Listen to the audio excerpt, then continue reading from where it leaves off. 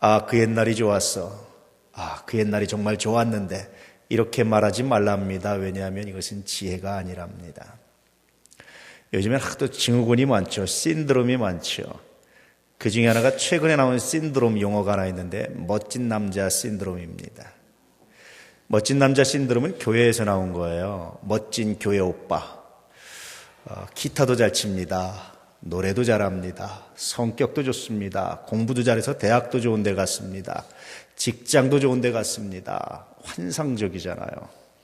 아주 따뜻합니다. 다정다감합니다. 그래서 이 교회 오빠를 사랑해서 교회 오빠와 결혼했습니다. 근데 그런 여자들 중에 간혹 가다가 이 좌절과 분노, 이 정신불안 상태에 시달리는 사람들이 있어요. 주변에서 다 욕합니다. 너 복에 겨워서 그래. 그렇게 좋은 사람과 결혼하고 왜 그러는 거야. 다 욕합니다. 그런데 이 여자는 그것이 해소되지가 않아요. 멋진 교회 오빠와 결혼했는데 이런 것들을 교회 오빠 신드롬, 멋진 남자 신드롬이라고 말합니다. 왜 그러냐면요. 이 남자가 다 좋고 다 만족스러운데 딱 하나 자기가 가장 중요하게 생각하는 것, 만약에 다른 스펙만 봤다면 다른 사람과 결혼했을 텐데 이 남자 물론 스펙도 좋지만 그보다 자기가 가장 중요하게 생각할 것은 신앙이었는데 영적인 상태가 바닥이었던 거예요. 기타도 잘 치고 노래도 잘하고 앞에서 찬양 인도도 잘해서 정말 신앙이 좋은 줄 알았는데 신앙이 영적인 상태가 바닥이었던 거예요.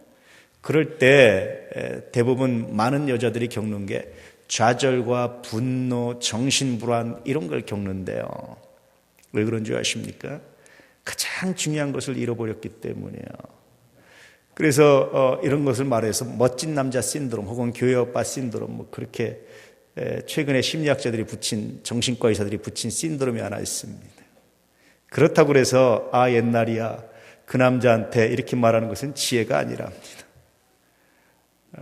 멋진 아내 신드롬도 있죠. 내 아내가 정말 착하고 천사인 줄 알고 결혼했는데 살다 보니까 아니라는 걸 느끼면서 남자들이 불안과 좌절을 느낍니다. 그렇다고 해서 아 옛날 그 여자가 이렇게 말하는 것은 지혜가 아니랍니다.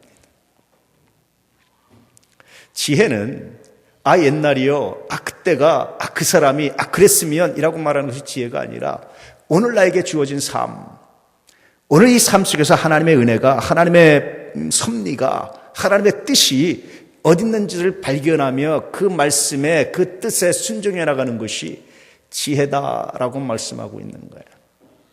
부모도 마찬가지입니다. 정말 좋은 부모인데 자녀들이 탈선하고 부모에 대해서 좌절과 분노를 느끼는 자녀들이 있어요. 원인을 분석해 보면요, 가장 중요하게 생각하는 어떤 가치에 만족시키지 못하는 거예요. 자녀가 그 정도면 정말 좋습니다. 아 정말 훌륭합니다. 그런데 부모로서 자녀만 생각하면 분노와 좌절을 느끼는 부모도 간혹 있습니다. 가장 중요한 그 못 하나. 제가 많이 들었던 말은 그런 겁니다. 정말 좋은 자녀입니다. 뭐 세상적으로 아주 스펙도 좋고 아주 잘합니다. 직장도 좋습니다. 그런데 간혹 부모들 중에 가슴앓이를 해요. 왜 그러십니까? 그놈이 다 좋으면 뭐해요? 예수 안 믿는데. 가슴앓이를 해요. 그게 여러분 분노와 좌절로 나타날 때가 종종 있습니다. 어르신들을 모시고 신방을 하다가 젊을 때부터 저희 신방을 많이 하니까 신방하다 깨달은 게 있어요. 노인들, 어르신들 모시고 다니면서 그 말을 들으면서 깨달은 게 있어요. 치유되지 않는 불안, 치유되지 않는 좌절을 만날 때가 있습니다. 자녀들에 대해서. 젊었을 땐 괜찮아요. 그냥 수용하고 넘어갑니다. 힘이 있으니까. 근데 점점 나이가 먹어갈수록 힘이 약해지면서 수용할 수 없는, 수용되지 않는, 마음에 들지 않는 것 때문에 불안하고 좌절하고 때때로는 자녀인데도 거리를 두기 시작하는 것들을 종종 목격했어요. 부모의 사랑 영원하지 못합니다. 물론 세상에서 가장 큰 사랑이지만 부사절과 분노가 있습니다. 특히 여러분, 많은 경우들을 보면 남편들은요, 가장 긴장해야 될 대상이 아내들입니다. 제가 서구의 여성들 혹은 다른 나라 여성들 다 이렇게 들어보면, 조사해보면 남자에게 가장 원하는 게 뭐냐, 남편감으로서 똑똑한 남자랍니다. 몇 년 전에 하버드 대학에서 조사한 것도 있습니다. 똑똑한 남자를 원한답니다. 이 말은 뭐냐면요, 아내들은 자기 남편이 자기보다 더 열정적이고 더 똑똑하고 더 지혜롭고 더 풍성하고 그걸 요구하는 거예요. 남편들이 여기에 만족시켜주지 못하면 좌절과 분노를 느낀다는 거예요. 남편들은 가장 세상에서 긴장이 될 대상이 누구냐? 제가 보기엔 아내들입니다. 부모들이 세상에서 가장 긴장이 될 대상이 누구냐? 자녀들입니다. 긴장하지 않으면, 편하게 지내면, 그냥 널브러져 있으면 좋은 것 같은데 그것이 상대로 하여금 분노와 좌절을 느끼게 할 때가 얼마나 많은지 몰라요. 때때로 아내들의 분노는 어떻게 나타나는 줄 아십니까? 자기가 아픔으로 원수를 갚는 거예요. 내가 아프면 내 남편이 고통스럽겠지. 이런 심리적 증상도 있답니다. 아내가 이유 없이 아플 때, 아내가 이유 없이 분노할 때, 여러분 혹시 내가 채워주지 못하는 영적인 갈급함 때문은 아닌지 한번 묵상해 보시기 바랍니다. 남편이 이유 없이 좌절할 때, 남편이 이유 없이 분노할 때 혹시 내가 채우지 못하는 그 무엇 때문은 아닌지 한번 여러분 돌아보시기 바랍니다. 자녀들이, 부모가, 이웃이, 형제가 이유 없이 분노하고 좌절할 때 혹시 내가 채우지 못하는 그 무엇 때문은 아닌지 한번 묵상해 보시기 바랍니다. 그때 옛날이요 하면서 옛날로 돌아가는 것이 아니라 바로 그 자리에서, 그 순간 서서 그 자리에서 묵상하며 하나님의 뜻을 발견하라는 말씀의 의미가 바로 오늘 말씀입니다. 어제는 역사고 내일은 미스터리고 오늘은 선물이다. 굉장히 유명한 말이잖아요. 그런데 이 말씀으로 오늘 말씀을, 이런 관점으로 오늘 말씀을 해석해보면, 고쳐보면 이렇게 됩니다. 어제는 간증이고 내일은 섭리이며 오늘은 동행입니다. 어제는 나와 함께 하신 하나님을 간증하는 날입니다. 참 힘들고 고통스럽고 어려웠는데, 그런데 뒤를 돌아보면 고비고비 순간순간마다 도우신 하나님의 역사, 하나님의 손길을 발견하게 되는 거예요. 종종 고백하지만 하루를 지나고 나서 저녁에 잠들기 전에 꼭 묵상하는 버릇이 있습니다. 그날 하루 내가 만났던 사람들, 내가 했던 대화, 하루를 좀 이렇게 복기해봅니다. 바둑을 용어로 치면 복기라고 그러는데요. 다시 복기를 해봐요. 그러다가요, 가슴을 탁 칠 때가 많아요. 하나님 감사합니다. 그 순간, 그때는 모르고 지났는데 굉장히 위험한 순간이었군요. 가슴을 탁 칠 때가 있습니다. 하나님 감사합니다. 그때 내가 말실수로 해서 나로 말미암아 상처받을 수 있었는데 상처받게 않게 해주셔서 감사합니다. 하나님 감사합니다. 그때 내가 판단 하나 잘못했다면 정말 중요한 문제가 될 수 있었는데 하나님 도우시고 함께해서 감사합니다. 그래서 하루를 복귀해보면 저녁에 잠자기 전에 남는 게 하나 있습니다. 감사가 남아요. 그리스도인들은 그렇습니다. 왜 그렇습니까? 그 안에 하나님의 섭리가, 하나님의 은혜가. 그렇게 해서 내일을 바라보면, 내일을 생각하면 기대가 되는 거예요. 소망이 됩니다. 하나님 오늘 나와 함께 하신 하나님 내일도 함께 할 줄을 믿습니다. 내가 잘해서, 내가 완벽해서가 아니라 나를 용서하시고 나를 선용하시고 나와 함께 하시고 내 약함을 채우신 그 하나님으로 말미암아 내가 내일도 소망을 가지고 내가 이 시간 잠자리에 듭니다. 그날 잠자는 그 시간이 행복한지 몰라요. 하나님 내일도 하나님 소망을 이루어갈 줄을 믿습니다. 그러면 나도 모르게 그때 뭐가 나오는 줄 아십니까? 찬양이 나와요. 하나님 감사합니다. 여러분, 그리스도인들의 삶은 그렇습니다. 돌아보면 감사가 보이는 거예요. 그 감사로 미래를 보면요, 소망이 보입니다. 믿음, 소망, 사랑이라고 말할 때 소망을 항상 가지라는 말씀, 또 다른 말로 하면 너 감사하라는 말씀이기도 합니다. 뭐가 감사합니까? 지금 내 처지가, 내 꼬라지가. 생각해 보십시오. 돌아보십시오. 내가 한 것보다는 훨씬 더 피해가 적습니다. 내 능력보다는 훨씬 더 데미지가 적습니다. 내가 한 일보다는 훨씬 더 악함이 적습니다. 하나님 감사합니다. 이 정도에서 마치게 하신 것 정말 감사합니다. 그런 고백과 감사를 가지고 살아갈 때가 얼마나 많은지 몰라요. 오늘 말씀이 그렇습니다. 너희 고백이 있느냐라고 묻는 거예요.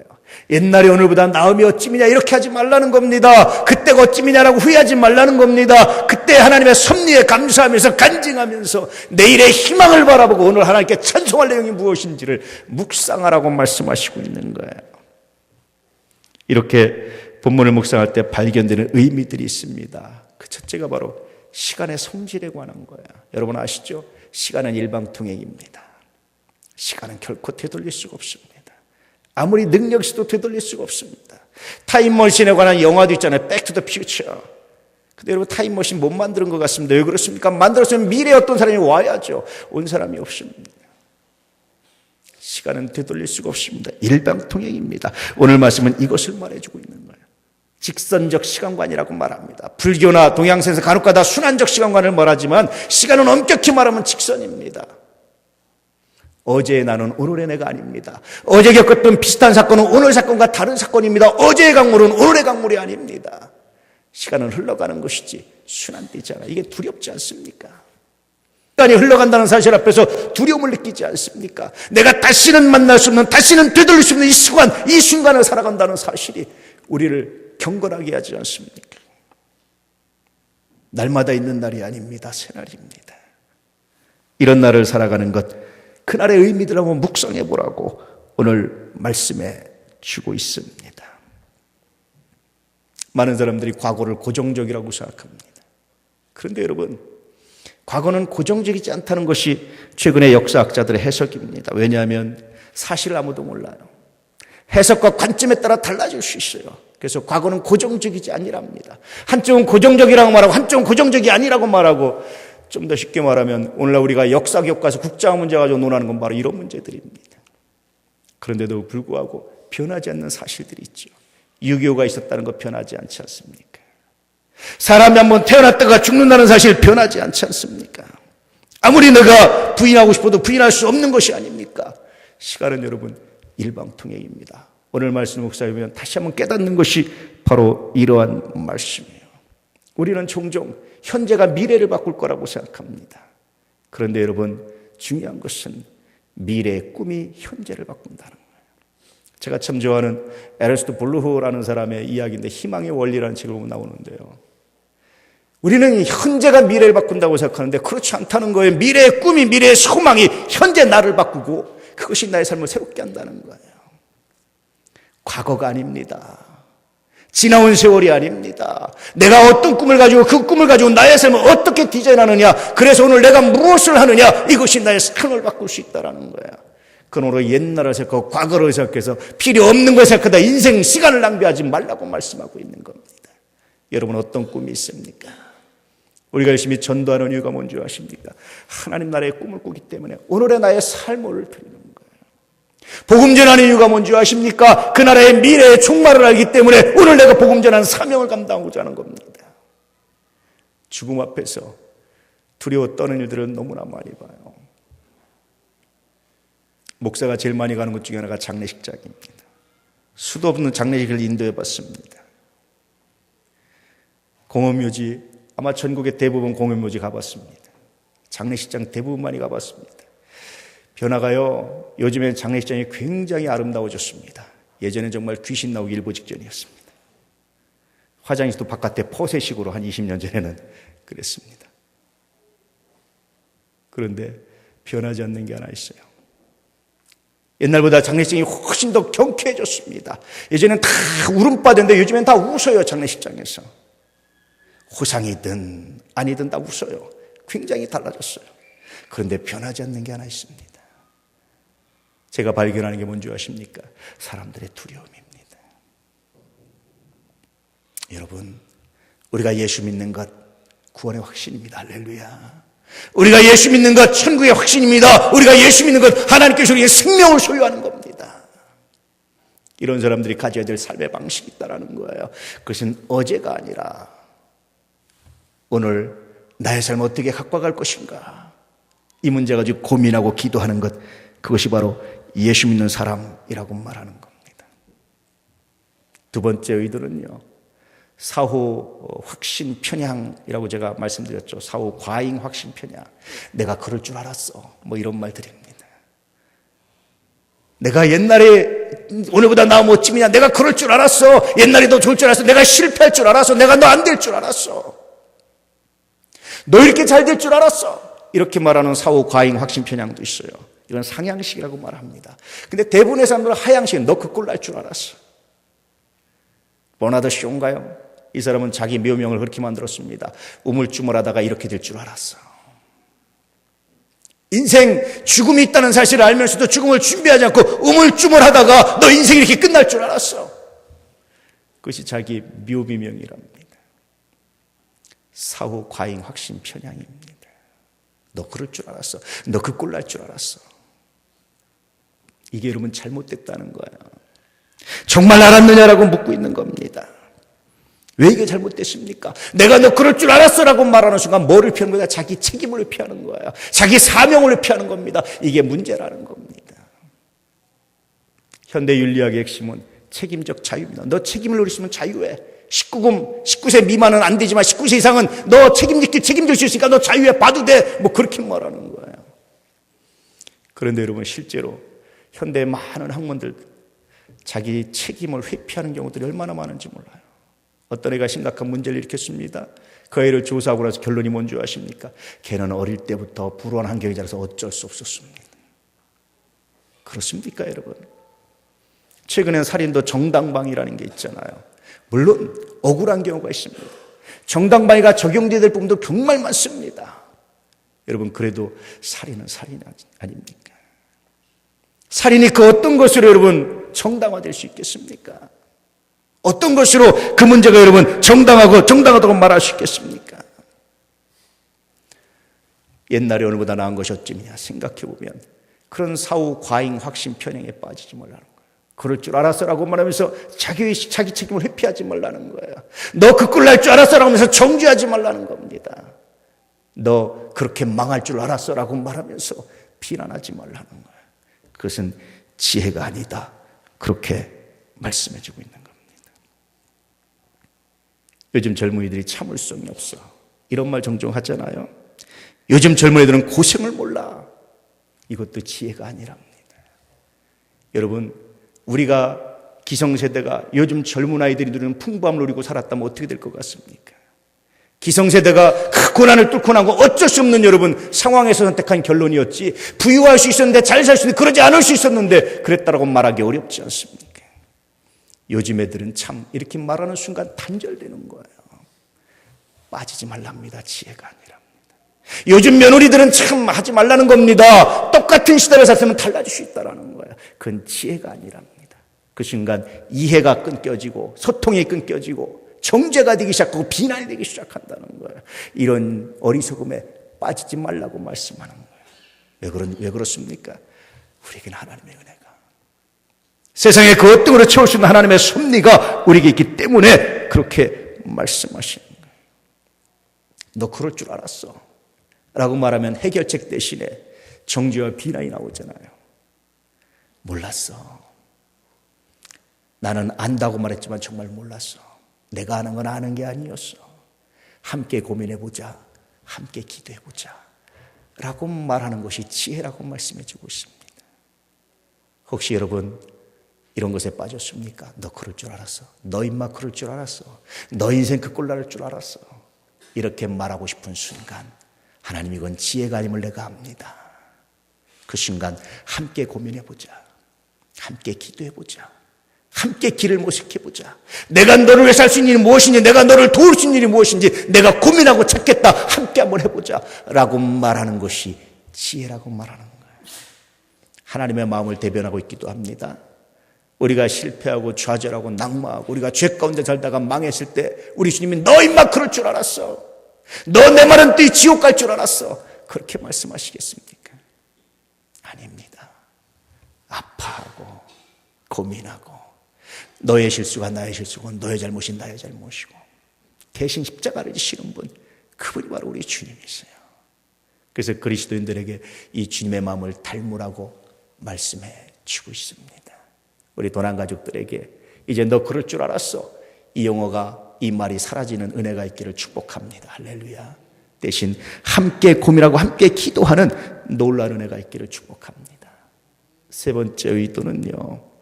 과거의 아픔이나 과거에 내가 누린 영화 때문에 오늘의 선행을 포기하지 말라는 거예요. 그 사람 좀 도와주시죠. 안 돼요. 그 사람이 나를 얼마나 아프게 했는데요. 그러지 말라는 겁니다. 길 좀 비켜주시죠. 내가 누군지 알아. 내가 과거에 어땠는지 알아. 이렇게 말하는 것 지혜가 아니랍니다. 지금 길만 비켜주면 되잖아요. 며칠 전에 어떤 분을 만났는데 내가 과거에 공직에 있을 때면서 막 얘기를 하십니다. 지혜가 아니랍니다. 정말 과거에 이렇게 고위직 공직에 있었으면 좀 더 낮아지고 좀 더 겸손하고 그래서 좀 더 인격적이로 되는 것이 은혜지, 공직에 있었기 때문에 내가 과거에 그렇기 때문에 큰 소리 치는 것 미련함이랍니다. 오늘의 선을 포기하는 행위에 불과하다. 하나님이 기뻐하지 않는다라고 말하는 것. 과거의 아픔 때문에, 과거의 영화 때문에, 그 과거 때문에 오늘 내가 할 일을 포기하는 것, 오늘의 선을 포기하는 것, 슬픈 일이라고 말하는 거예요. 내가 감히 누군지 알고 이것들이 내가 좀 틈을 줬더니 나한테 이렇게까지 말하고 있어. 슬픈 일이지 않습니까? 지혜가 아니랍니다. 말만 들어주면 되는데 그렇잖아요. 내가 좀 더 낮아지면 다 해결되는 문제를, 과거의 그 문제를 가지고 이야기하는 것 지혜가 아니라고 말씀하고 있어요.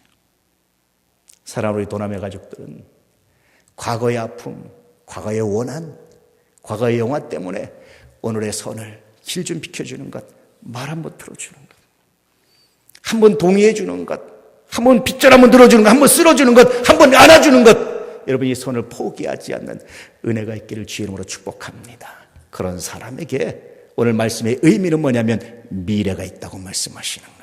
하나님이 그런 사람을 통해서 이 땅을 통치하시고, 하나님이 그런 사람을 통해서 하나님의 일을 하시고, 하나님이 그런 사람을 통해서 위대한 믿음의 역사를 나타낸다고 말씀하시는 겁니다. 놀랍지 않습니까?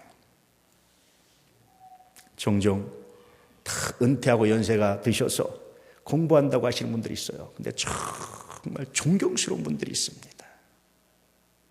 간혹 가다가 저한테 먼저 가시라고 길을 비켜주면 아닙니다. 먼저 가시죠. 아니요, 먼저 가세요. 저도 모르게 하는 말이 있습니다.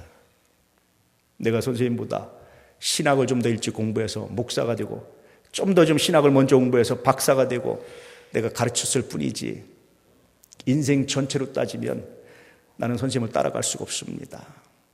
사실은 솔직한 고백입니다. 제가 만약에 그분이 이러는 그 분야에 가면 상담해 주겠습니까? 낄 수나 있겠습니까? 조금만 돌아보면 우리가 큰 소리 칠 수 없는 우리의 인생의 삶을 발견할 때가 얼마나 많은지 몰라요. 어느 분이 이런 글을 썼습니다. 미국의 유명 대학에 가서 회계학을 전공해서 회계학으로 학위를 따고 유명한 회계법인 회사에 들어갔습니다. 사람들이 다 자기에게 성공했다고 말해요. 그런데 자기는 뭔가 풀리지 않는 분노와 좌절과 불안과 슬픔에 시달리다 결국 원인 모를 병에서 전신이 마비되어 가는 거예요. 병원에 갔는데 원인을 못 찾아요. 그래서 할 수 없이 심리상담을 받았습니다. 심리상담을 받으면서 자기의 옛날 얘기를 쭉 하는 거예요. 어릴 때 얘기를. 어릴 때 우리 부모님이 이혼하셔서 굉장히 내가 불안한 마음에 살았습니다. 그런데 내가 너무 불안해하니까 우리 엄마가 늘 나를 매일같이 학교에 데리러 왔습니다. 그때 심리상담사가 딱 끊고 매일 데려오셨다고요? 네, 매일 데려왔습니다. 매일입니까? 매일입니다. 그러고 넘어갔어요. 끝나고 집에 오는데 왜 심리상담사가 매일 엄마가 데려왔다는 걸 얘기하나? 그 당연한 걸 왜 얘기하지? 그러고 생각하는데 갑자기 들은 생각이 매일이었구나. 하루 이틀도 아니고 얼마나 힘들었을까. 수업시간에 딱 맞춰올 수가 없으니까 일찍 와서 추운 날도 비 오는 날도 더운 날도 복도에 서성이면서 기다렸던 엄마가 비로소 보이기 시작하는 거야. 그제까지 안 보였던 엄마가. 비로소 자기가 우리 엄마가 얼마나 고마웠는지. 그래서 엄마 감사합니다. 어머니 고맙습니다. 생각해 보니까 수없이 많은 감사함이 발견되더라는 거예요. 어떤 현자가 이런 말을 했습니다. 사람이 짓는 죄 중에 가장 큰 죄가 뭐냐? 당연합니다. 당연하다고 생각하는 순간 감사가 없어져요. 당연하다고 생각하는 순간 모든 게 다 사라집니다. 우리가 여러분 누리 모시고 있는 밝은 햇빛, 공기물 당연한 거 아닙니다. 우리가 누리고 있는 것 중에 당연한 거가 몇 퍼센트나 되겠습니까? 이 사람이 이걸 발견한다. 비로소 몸이 회복되기 시작하는 거예요. 삶이 회복되기 시작하는 겁니다. 불안이 치유되기 시작하는 거예요. 당연한 것이 아니었구나. 내게 이렇게 많은 사랑이, 내게 이만큼 성장까지 많은 은혜가, 많은 도움이 있었다는 사실을 기억하고 그때 감사하기 시작하면서 자기의 삶의 문제들이, 자기의 불안이 치유되기 시작하는 거예요. 관계가 회복되기 시작하는 거예요. 불안이 물러가기 시작하는 거예요. 자신의 과거 때문에 자신의 불안만 생각하고 자신의 아픔만 생각하고 자신의 불우했던 것만 생각하다가 성공했지만 여전히 불안에 떨던 이 사람이 새로운 길을 찾게 됐습니다. 아, 옛날이요. 옛날에 그랬지. 옛날에 나한테 아픔을 줬지. 옛날에 내가 그렇게 힘들었지. 여러분, 그것만 있었으면 살 사람 아무도 없습니다. 그럼에도 불구하고 내가 받은 은혜가, 내가 받은 사랑이, 내가 받은 놀라운 계산할 수 없는 그 은혜가 오늘 나를 존재하게 했다는 사실을 기억할 수 있기를 축복합니다. 그러므로 오늘의 선을 포기하지 말라는 거예요. 어제 대한민국에 큰 집회가 있었죠. 민중 총궐기대회. 저는 정치적으로 말하는 거 아닙니다. 저는 정치엔 별로 관심이 없습니다. 좌파든 우파든 나는 복음 전하고 예수 믿게 하는 데 관심이 있어요. 나는 어느 정당에 소속된 적도 없습니다. 전 정치적인 색깔이 그런 의미에서 없습니다. 나는 구원에 대해 생명으로 보일 뿐이지 정치적으로 누가 옳고 그르면 별로 관심이 없어요. 그런데 서로가 대치하면서 쇠파이프를 휘두르고 강목을 휘두르고 물대포를 쓰고 부상나고 너무 마음 아팠어요. 북한도 아니고 대한민국에서. 조금 더 좀 인격적으로, 조금 더 좀 은혜 가운데 해결할 수 있는 방법은 없었나? 정말 없었나? 저거밖에 없나? 저렇게밖에 할 수 없나? 우리가 아직 저 정도밖에 안 되나? 서로 그렇게 강대강으로 부딪히는 것밖에 할 수가 없나?